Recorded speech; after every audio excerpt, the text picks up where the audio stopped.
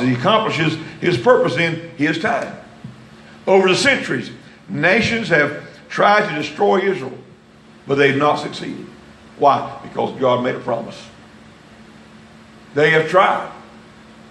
Year after year, decade after decade, century after century, they've tried to destroy this nation. And even right now, what about a little nation? Say you look on a map and your nation is about the size of that paperclip. And it's compared to a whole world surrounding you about that size right there. And everyone's got their cannons aimed at you. Every one of them are seeking for your destruction. I mean, they are vastly outnumbered. Now, the United States is an ally, and we better remain an ally if we know what's good for us. We better remain. Now, and when I say that, there's people who jump up, scream up, down, scream, or whatever you have you put it. That, oh, well, what about this? What about that concerning Israel? You can't, listen, there's things that they do as a nation that I don't approve of. That be in your right mind you couldn't approve of. But at the same time, they are still God's elect and chosen people.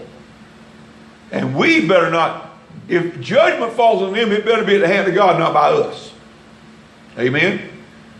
We do need to indeed support them and pray for them and remain an ally in the things that they do that's right. If they do something that is not right, we need to call them on it and see can we get some clarification and get some correction and things like that. But I'm also going to tell you this.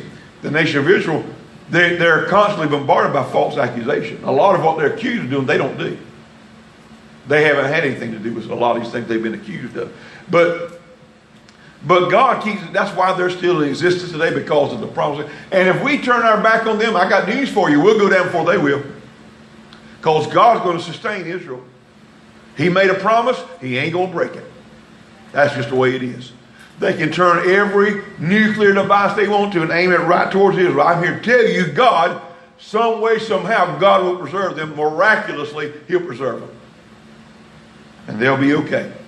If it comes to that point, we might remove Israel. Amen. So, He keeps His word. Genesis 12:3, He gave a special promise. You can jot it down, you can turn it if you want to, or you can jot it down because I'm reading and move on. But in Genesis 12:3, God gave Israel a special promise, and He is keeping it. It says, I will bless those who bless you, and I will curse him who curses you.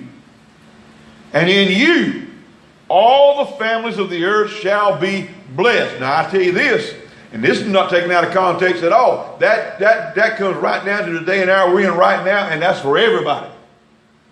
That's for everyone. That wasn't just for the nations of that day. That's for everyone. I'll bless those who bless you. I'll curse those who curse you. And in you, all the families, God's a family guy. He's a family man. He's a family God. All the families of the earth shall be blessed. So Abraham was blessed of God. And in turn, his descendants blessed the earth because of the promise of God. The primary descendant of Abraham, the primary seed of Abraham, of course, we know is Jesus Christ, according to Galatians chapter 3. Jesus was of the seed of Abraham, the primary seed of Abraham. The promise of God to Abraham comes also to those who have faith in Jesus Christ.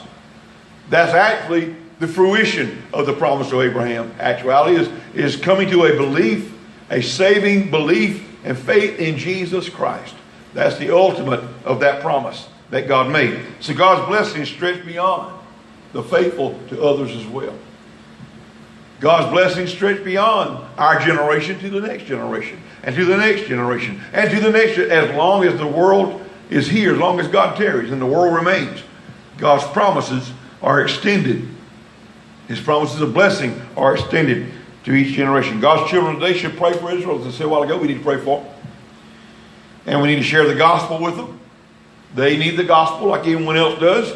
And we need to minister to them in practical ways. We need to, again, remain their ally, continue to support them because of God's promises to them. And we as Gentiles, we enjoy the blessings of Abraham because of God's promises to that nation. And so